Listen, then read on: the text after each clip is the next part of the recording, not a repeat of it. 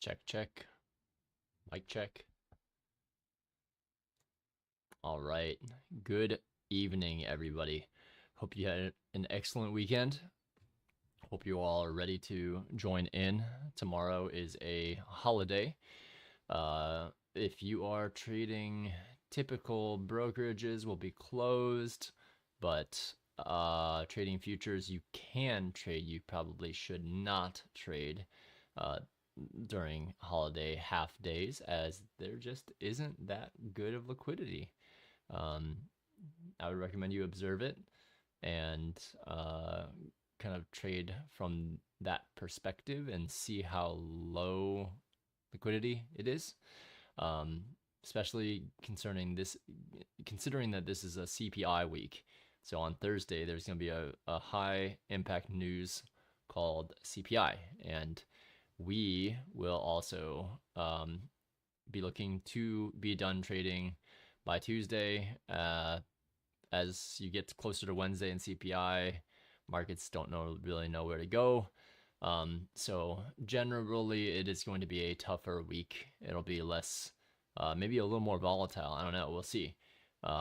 So that's the big thing this week. And let's go into the charts and take a look and see what is going on here. So let's head over to, actually we'll start with the weekly chart. Actually, let's start with economic data. So let's shift over to this chart. Okay, cool. So economic data Monday, there is a plethora of FOMC speakers. That is going to make that's going to mean there's a lot of manual intervention at times. Not a great day to trade, but if you are done by morning, always a good sign. Everyone will be done by 1 p.m. So not a big day trading, and key things are going to be on Wednesday. Obviously, there's lots of FOMC speakers, so be careful there. But Wednesday, core PPI, there's only minutes. It can cause a little bit of volatility, but not to the extent that FOMC does. Thursday CPI at 8:30 is going to set the tone for the rest of the week. And of course, Friday we have some speakers and preliminary U of M sentiment. So want to start with something that I haven't pulled up in a while. And I have to use TradingView for this because NinjaTrader does not have an excellent dollar index for this. But definitely want to look at this and point out some of these things as well. So, and we'll get into why, because right now with the dollar index, typically traders do cross-reference analysis on this, and one thing that we have been noting for months, this is a monthly chart, is that we came down below equilibrium of this previous swing, from this swing low to the swing high. And yeah, from there, once we took out that equilibrium point and came out of this consolidation area, we've gone into this 1 monthly premium SIBI, sell side imbalance, buy side inefficiency. I think that we probably have a little bit more to go to a 107.365 at least. And then time will tell what happens at that point in time. If there's war, like what's going on in Gaza right now, that's kind of a big deal. So I'm looking for dollar to continue to move up, especially if there is ongoing war stuff. We'll keep a close eye on that. So as dollar index goes up, typically indexes go down. Not always correlated like that, but a large percentage of the time. So this is one thing that I keep track of on the side, and you should too. So let's head over to the weekly for NASDAQ, as we are looking at NASDAQ. So weekly for NASDAQ, we're still up in this range. You can see, we can kind of see that we've, I'm gonna zoom in a little bit on this section here. Ignore all the lipstick that's on there. You don't need to worry about anything on the weekly except for the yellows, the yellow lines. So this is what happened the previous week right here. We opened, we went down, did not take out this, we created relative equal lows, and then continued upwards and closed high. So if you recall, at the end of this week, this week, I expected it to form a sell side imbalance. And at the beginning of the week on Sunday last week, go back and watch that one. I know you won't, but go back and watch that one. But I was calling for us to come back up into this sell side imbalance to come further down. And the targets were these daily purple lines that we have there, and maybe even this weekly, because there's a weekly sell side imbalance from this candle's low down to this candle's high.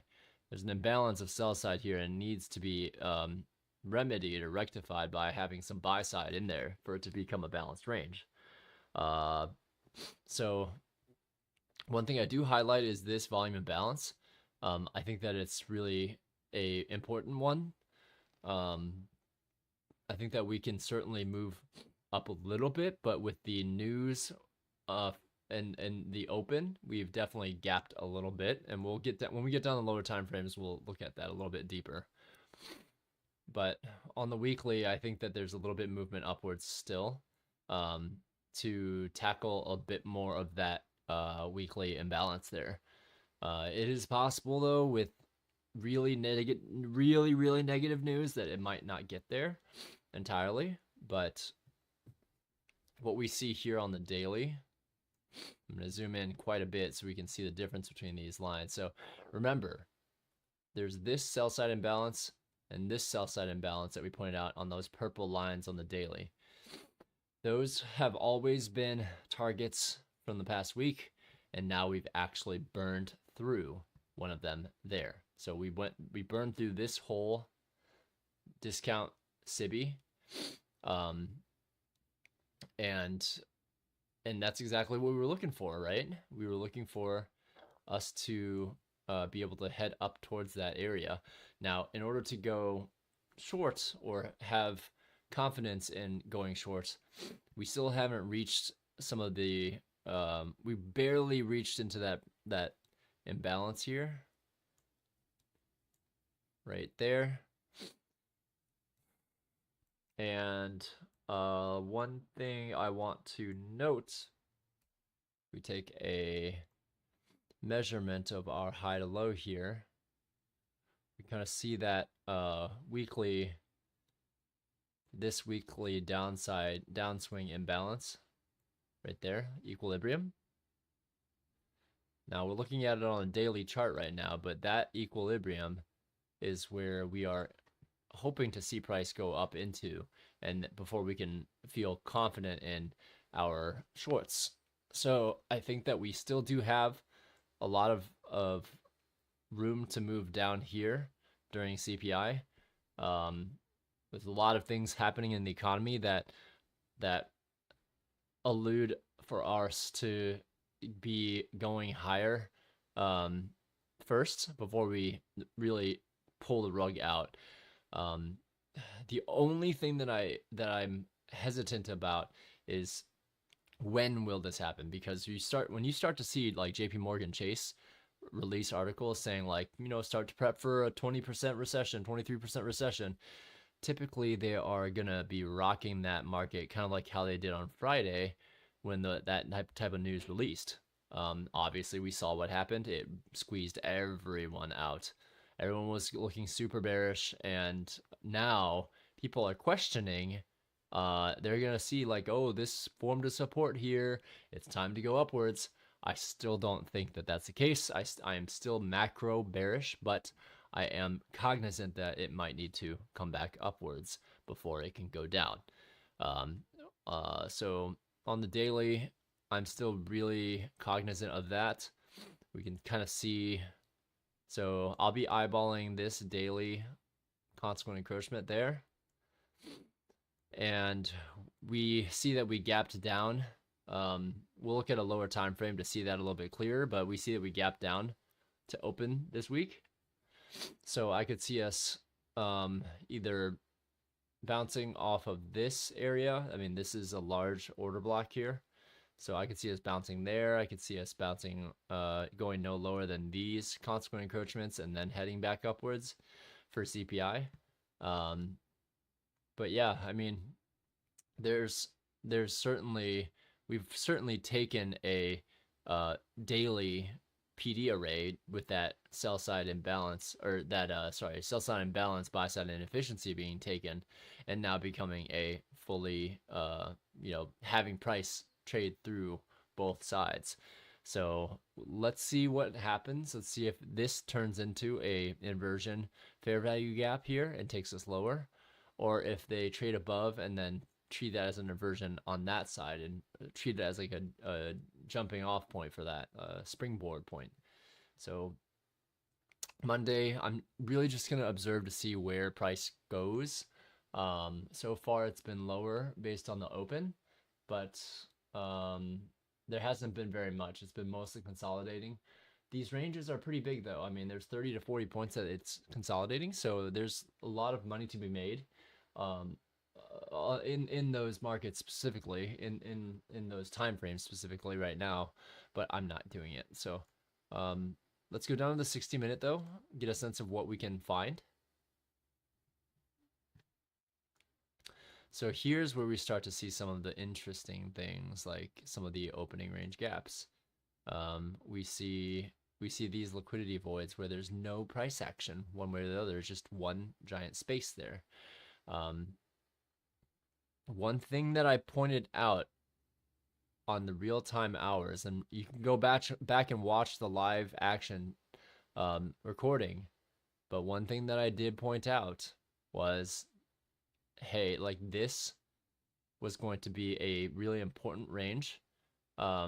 We saw how we gapped it down when we started the day on Friday, and we coincidentally filled this gap and then continued upwards to fill this previous gap over here too. Now, this is a liquidity void because there's no price action during that time. Yes, there was price action during extended trading hours, but not during real time. So it makes sense for us to need to go up here and reprice.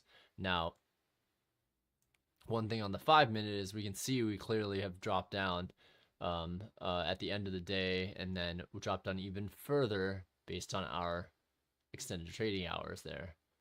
So we are cognizant that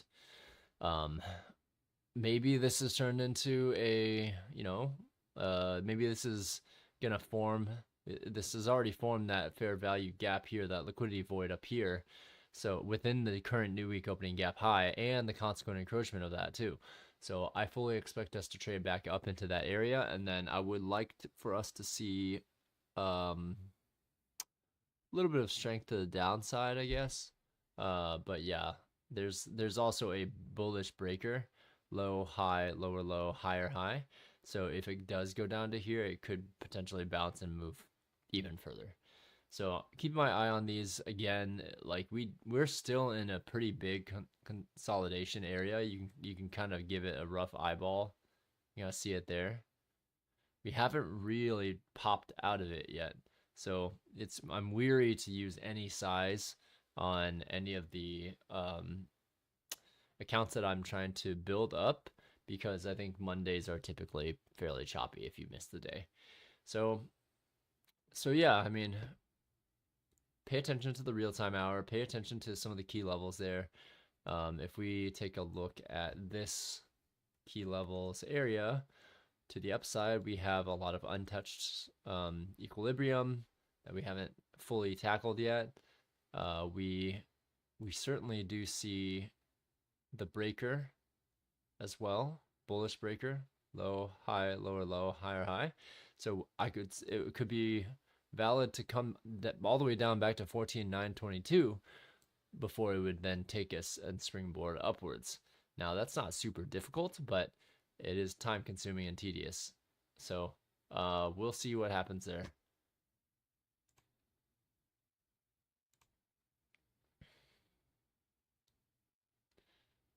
Okay, so This is a 15-minute. Kind of see how during Asia we end up gapping down. So far it's been stemmed from gapping any further down, but I think this week is gonna be interesting once we fill that gap and choose a direction, because that's going to tip our hand as to which direction our bias should be as well. So right now it's okay on Mondays. You don't know what's going on. You don't know, like I don't know what's going on.